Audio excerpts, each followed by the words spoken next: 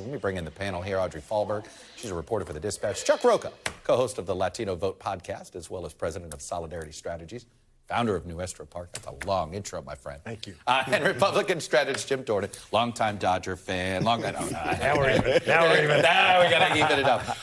Audrey, I want to talk about something that Vanderplat said, because we talk about what's self-serving and all this stuff.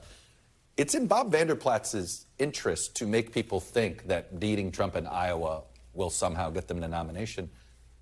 But the only evidence we can go back to is the evidence of 8 years ago, where Trump lost Iowa, and while it created his chief rival, the chief rival lost. Mm-hmm. Well, yeah, it's really interesting here. I mean, as you mentioned, Rick Santorum, he won Iowa in 2012. Ted Cruz wins it in 2016. Don't forget Huckabee in 08. Yeah, exactly. So Trump does not need to win Iowa to win the Republican presidential nomination. That said, if he does win Iowa, that bulldozes a lot of the competition. A lot of people are probably likely to drop out, right? So it's in his interest to keep and expand his commanding lead there. But he did make a clear decision to not attend this summit this weekend, attacking very popular Republican Governor Kim Reynolds, which was kind of an interesting move. And as Dasha Burns mentioned, this is a very important block, the evangelical voting block here. So that was quite surprising that he missed it. So I know that it's important, but is winning Iowa matter, Jim? I am skeptical that I just think that this is a case where Trump may have accidentally been on the smart side of this. I agree completely. I think South Carolina matters more than anything. I think New Hampshire and Iowa are there because they're historic or whatever. Mm-hmm. But one thing I don't understand, however, is why candidates are not adopting Obama's strategy in 2008 when how he beat Hillary was he went after all the caucuses. And there's got to be a delegate strategy, a smarter delegate strategy. Yeah. Correct. Yeah. And that's how he slowly won. No one thought he was as far along as he was when he was. It's ironic here, Chuck Rocha, is that it's the Trump team that actually has been thinking about delegate selection. They've been more worried about it and more tuned into it. I don't get the sense Team DeSantis understands what the delegate process is. Look, I've done a lot of work in Iowa. We first met you. We'll remember this a long time in Iowa, going back to 2004 with Dick Gephardt when I was with Labor. Right. And Labor used to have a big control here, just like the evangelicals do for Republicans. You can organize your way into a win here, hence why you've seen a lot of people win Iowa but go on to lose in other places. The campaign also died for Dick Gephardt in 2004 in Iowa, like it does for lots of people. So the windowing. I've seen this guy who's running the conference here. I messed up his name. Vanderplat. He's been there longer than the candidates themselves, right? And he's been using this to say, we're just here to whittle down the field. We're just here to whittle down, but give us all your money and have all your eyes on us. That's what makes Iowa really different. But to your point, you can win a lot of other things other than Iowa and be the nominee. Audrey, I want to go back to the abortion decision here. I have been just sort of perplexed, because I can't imagine another issue where I'd see either political party do this, where you brag and flaunt the fact that you're signing and passing bills that 60% of your own state are against, right? As we see in Iowa, we've seen it in Florida, we've seen it in other places. The disconnect between where swing voters are and where elected Republicans think they have to be an abortion. Did they not see what happened in 22? Well, I think a lot of Republican presidential candidates here think that they need to run to the right of Trump to kind of peel off some of his voters and win the nomination. What struck me is how Democrats are kind of handling this issue. The DNC had a press call with reporters yesterday in which Senator Tammy Duckworth of Illinois, talking about the cattle call. The only issue that came up was abortion and the 6-week ban. She just kept pointing it out as extreme and saying that, she believes that this issue plays to Democrats' favor going into 2024. When we think about, Jim brought up the fact that he worked with a lot of labor groups in Iowa and all this stuff. And as he knows, a lot of those labor union members, they're now Trump voters. That's right. And you know what they are? They like their Medicare. They like Social Security benefits. Right. In the way Trump created his coalition was going against some of these conservative constituency groups on entitlements. And is he doing it on abortion? Well, as I've said on this show many times, he's not a conservative. And he's a populist, and in this case, he's acting like a populist. No, absolutely. I think Reynolds had a good week. Trump trashed her. I mean, can't get any better than that, right?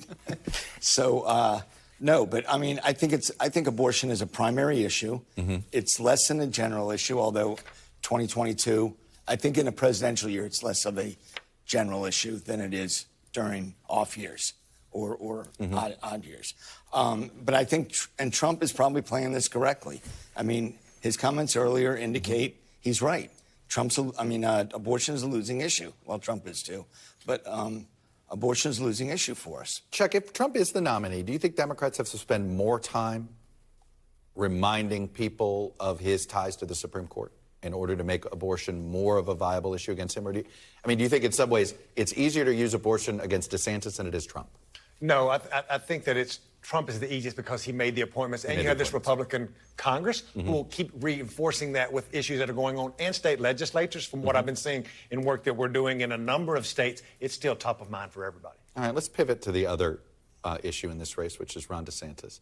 I think we've had 8 straight weeks of a story, Audrey, and you've probably, there's another donor having some second thoughts and this or that. And now there's I noticed there's a whole bunch of media reporters are saying, you know what, this really means Ron DeSantis, if he doesn't win the first debate, this thing is over.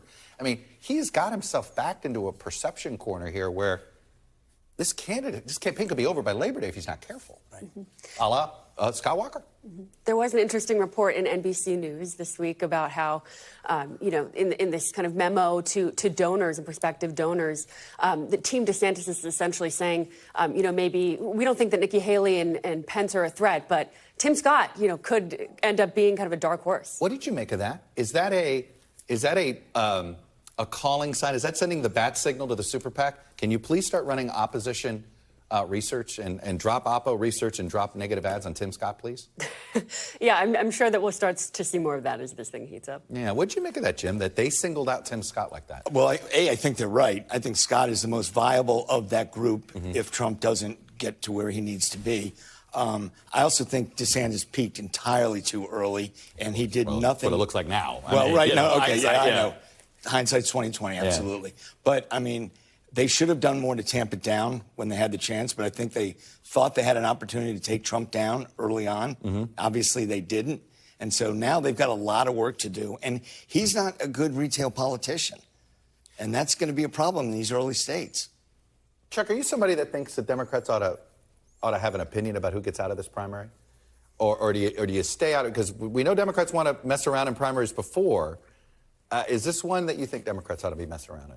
Look, I think I've been doing this for 34 years, and it matters who the opposition is. Like going back to the early days before the internet, we wanted to make sure there were certain people that we were running against. You have to organize. The alternative, not the almighty? Right, absolutely, absolutely. I'm an old Mexican redneck from Texas, and politics is still very local, and people really care about it, and that's why you still see Democrats today. We don't always talk about it, but there are certain people we want to see come out of a primary. And who do you think the party wants to see? I mean, obviously, if you're Biden, right, the reason the party's united behind him is the threat of Trump. That's right. Right? And if Trump went away tomorrow, Biden would have problems? Yep.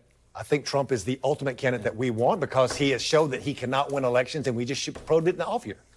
Since I have you here, I want to attack there was a story today about how Donald Trump is really focused on trying to get the blue-collar men, particularly blue-collar men of color, those that love MMA. This has been one of your pet issues. You think the Democratic Party doesn't know how to talk to Latinos, but particularly Latino blue-collar men. Because they're blue-collar. Yeah, I was just going to say, explain. Because this is what you're seeing is I talked about Dick Gephardt in 04. He was the an old labor guy. Right. Yeah. And that's why I was there. The steelworker president said, you're going to Iowa and you're going to work for Dick Gephardt because he was our guy. The Democratic Party was our party.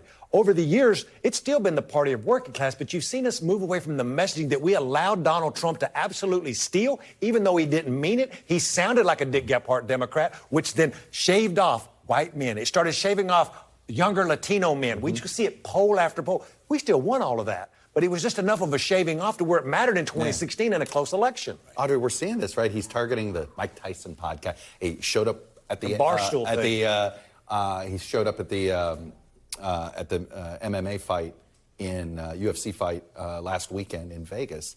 This is a strategy. Absolutely, and I think that we'll continue to see that as the cycle heats up. Yeah. Anyway, Chuck Rocha, nice to see you. Jim Dornan, always. Audrey Fahlberg from the Dispatch, a terrific publication. Thank you all. Thanks for watching our YouTube channel. Follow today's top stories and breaking news by downloading the NBC News app.